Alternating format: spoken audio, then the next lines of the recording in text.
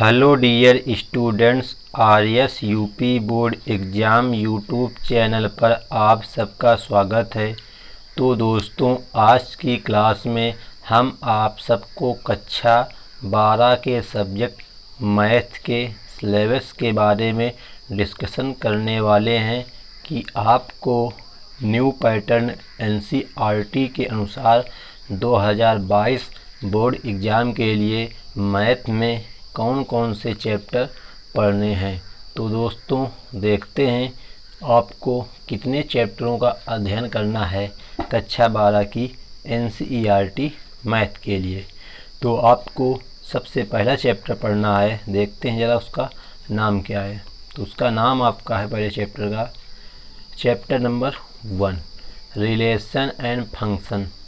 जैसा कि आपने क्लास 11 में पहला चैप्टर भी पढ़ा था, रिलेशन एंड फंक्शन, यानी सेकंड चैप्टर वहाँ पे था। रिलेशन का मतलब होता है संबंध, एंड फंक्शन मतलब होता है फलन, मतलब कि संबंध और फलन। ये हो गया आपका पहला चैप्टर का नाम। दूसरा चैप्टर आपका है इनवर्स ट्रिग्नोमेट्रिक फंक्शन।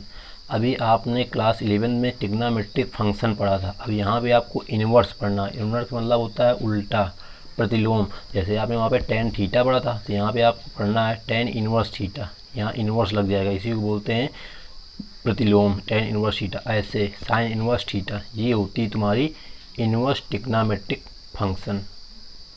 अगला चैप्टर आपका है तीसरा, मैट्रिक्स। अब मैट्रिक्स मतलब होता है तुम्हारा आव्यूह। अब आव्यूह को दिखाने तरीका, जो तुम्हारा जो बड़ा ब्रैकेट होता है ऐसे, ये होता है आव्यूह का दिखाने तरीका। इसके अंदर आपको अवयव मिलेंगे 11, जैसे हमने कहा 2 3 4 0, तो ये तुम्हारा अवयव बन गया। तो ये तुम्हारा कुछ नया चैप्टर है और बहुत ही इंटरेस्टिंग चैप्टर है दोस्तों। यदि आप लोग उसको थोड़ा ध्यान से पढ़ लोगे तो हमेशा के लिए चैप्टर आपको क्लियर हो जाता है। अगला चैप्टर है आपका चैप्टर नंबर 4, जो कि है डिटर्मिनेंट्स।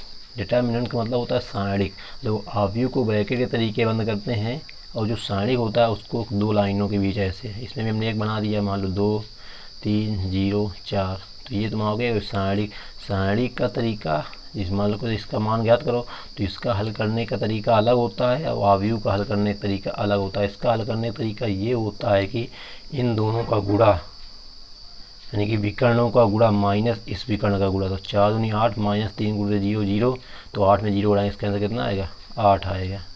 तो ये होता है डिटरमिनेंट को हल करने का तरीका। बहुत ही अच्छा चैप्टर है दोस्तों, जो कि आपका चैप्टर नंबर 2 3 4 बहुत ही सिंपल और अच्छे चैप्टर हैं। यहाँ से बोर्ड एग्जाम में कम से कम 25 नंबर के क्वेश्चन पूछे जाते हैं इन तीनों चैप्टरों से।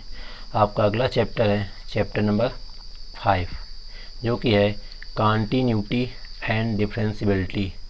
सततता और डिफरेंशियबिलिटी मतलब होता है अवकलनीयता। कॉन्टीन्यूटी मतलब होता है सततता, एंड डिफरेंशियबिलिटी, डिफरेंशिएबिलिटी मतलब अवकलनीयता। ये चैप्टर आपने कक्षा 11 में थोड़ा सा इसका शुरुआती अध्ययन किया है, और उसका पूरा अध्ययन आपको यहाँ पे करना है, मतलब कि अवकलन करना। जैसे साइन एक्स का अवकलन कास एक्स होता है, कास एक्स अवकलन माइनस का साइन एक्स होता है। तो यहाँ पे आपको सभी सूत्रों के माध्यम से क्वेश्चंस को हल करना होगा। अगला चैप्टर आपका है चैप्टर नंबर 6, जो कि आपका है एप्लीकेशन ऑफ डेरिवेटिव्स। अभी आपने चैप्टर नंबर 5 में अवकलन करना सीखा है, और चैप्टर नंबर 6 में आपको उन्हीं अवकलनों से संबंधित कुछ अनुप्रयोगों को करना है। मतलब कि कुछ हमको थ्योरेटिकल क्वेश्चंस होंगे, उनको आपको अवकलन के तरीके में चेंज कर करके बनाना होता है। जैसे आपने कक्षा 10 में पढ़ा था ट्रिग्नोमेट्रिक फंक्शन, और उसके बाद में some important application of trigonometric function, उसी प्रकार यहाँ पर भी है एप्लीकेशन ऑफ डेरिवेटिव्स। अगला चैप्टर है चैप्टर नंबर 7। देखो, यहाँ तक जो आपका चैप्टर नंबर 1 से लेकर चैप्टर नंबर 6 तक है, ये तो आपकी हो गई पहली बुक, मतलब कि क्योंकि 2 बुकें मैथ की, तो ये तो हो गई पहली बुक चैप्टर नंबर 6 तक। अब जो चैप्टर नंबर 7 से लेकर चैप्टर नंबर आगे तक पूरे तुम्हारे, वो चैप्टर नंबर यानी कि दूसरी बुक के तुम्हारे चैप्टर हैं। वो क्या है तो देखते हैं ज़रा, कौन सा है आपका 7वां चैप्टर। तो 7वां चैप्टर आपका है इंटीग्रल्स इंटीग्रल्स का मतलब होता है समाकलन, यानी अवकलन का उल्टा होता है समाकलन। यदि आपने अवकलन को अच्छे से पढ़ लिया तो आपको समाकलन बहुत ही सिंपल लगेगा। ये नहीं है कि समाकलन को अच्छे से पढ़ लिया तो अवकलन सिंपल लगेगा, ये गलत है। इसलिए आपको अवकलन को अच्छे से पढ़ना है, जो आपके चैप्टर नंबर 5 है 6 है। इनको अगर आपने अच्छे से पढ़ लिया तो आपको जो समाकलन है वो भी अच्छे से क्लियर हो जाएगा। अगला चैप्टर है chapter number 8, application of integrals. जैसे वहाँ पे अवकलन था कि अवकलन के अनुप्रयोग थे, उसी प्रकार यहाँ पर भी समाकलन है। फिर अगला चैप्टर है समाकलन के अनुप्रयोग हैं। अब यहाँ पे समाकलन के अनुप्रयोग में आपको समाकलन की सहायता से त्रिभुज का क्षेत्रफल ज्ञात करना, वृत्त का क्षेत्रफल ज्ञात करना, घिरे हुए भाग का क्षेत्रफल ज्ञात करना, ये आदि यहाँ पे आपको ज्ञात करना होता है। तो ये भी चैप्टर बोर्ड एग्जाम के लिए तुम्हारा बहुत ही इम्पोर्टेंट है। यहाँ से भी लगभग 20-25 नंबर पूछे जाते हैं, तो सब चैप्टर इम्पोर्टेंट ही हैं दोस्तों। तो दोस्तों यदि आप इन सभी चैप्टरों को डिटेल में पढ़ना चाहते हैं तो इस YouTube चैनल को अभी सब्सक्राइब कर लें और साथ ही बेल आइकन को प्रेस कर लेना, जिससे आपको अपलोड होने वाली वीडियो की नोटिफिकेशन मिलती रहेगी और आपके एग्ज़ाम की प्रिपरेशन बेहतर तरीके से होती रहेगी। तो दोस्तों आपका अगला चैप्टर है chapter number 9, differential equations. Differential मतलब अवकल और इक्वेशन का मतलब समीकरण, मतलब अवकल समीकरण। इस चैप्टर में आपको अवकलन और समाकलन का मिश्रित रूप मिलेगा, मतलब किसी का नाम ही है अवकल समीकरण, मतलब इसमें अवकलन भी हो कुछ समाकलन, मतलब एक ही क्वेश्चन में आपको अवकलन भी करना पड़ सकता है, उसका समाकलन भी करना पड़ सकता है। तो ये भी चैप्टर अच्छा है, ऊपर वाले चैप्टरों से रिलेटेड चैप्टर है। आपका अगला चैप्टर है चैप्टर नंबर 10, वेक्टर अलजेब्रा। ये अभी आप तक नहीं पढ़ा है, शायद आपने क्लास 11th में इसको फिजिक्स में पढ़ा है। वहाँ पे आपका एक चैप्टर है सदिश राशियाँ, उसी का चैप्टर है। यहाँ पे है सदिश बीजगणित। अलजेब्रा मतलब होता है बीजगणित। तो यहाँ पे आपको सदिशों से संबंधित जोड़ना, घटाना, गुणा करना, ये सब कुछ आना चाहिए। सदिश गुणा, अदिश गुणा, ये होता है यहाँ पे आपको वेक्टर अलजेब्रा में। इसी प्रकार आपका एक अगला चैप्टर और है, ये भी आपका वेक्टर से ही रिलेटेड है, 3 डायमेंशनल ज्योमेट्री, मतलब कि 3 ज्यामितीय रचनाएं, ज्योमेट्री कंस्ट्रक्शन जिसको बोलते हैं। मतलब कि यहाँ पे आपको 3D में देखना है।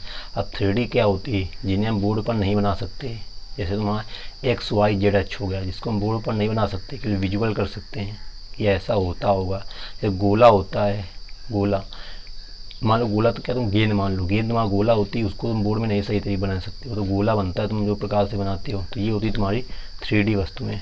अगला चैप्टर है चैप्टर नंबर 12, लीनियर प्रोग्रामिंग, रैखिक प्रोग्रामर जिसको बोलते हैं हिंदी में। ये चैप्टर मोस्ट इंपॉर्टेंट है, इससे तुम्हारा 8 नंबर के 2 क्वेश्चन आने 100%। तो इस चैप्टर को एक दिन पढ़ोगे पूरा चैप्टर क्लियर हो जाता है। इससे 2 क्वेश्चन आते हैं 4-4 नंबर के। बहुत ही सिंपल तरीके क्वेश्चन है और बहुत ही जल्दी से समझ में आ जाता है और नंबर भी अच्छे मिल जाते हैं।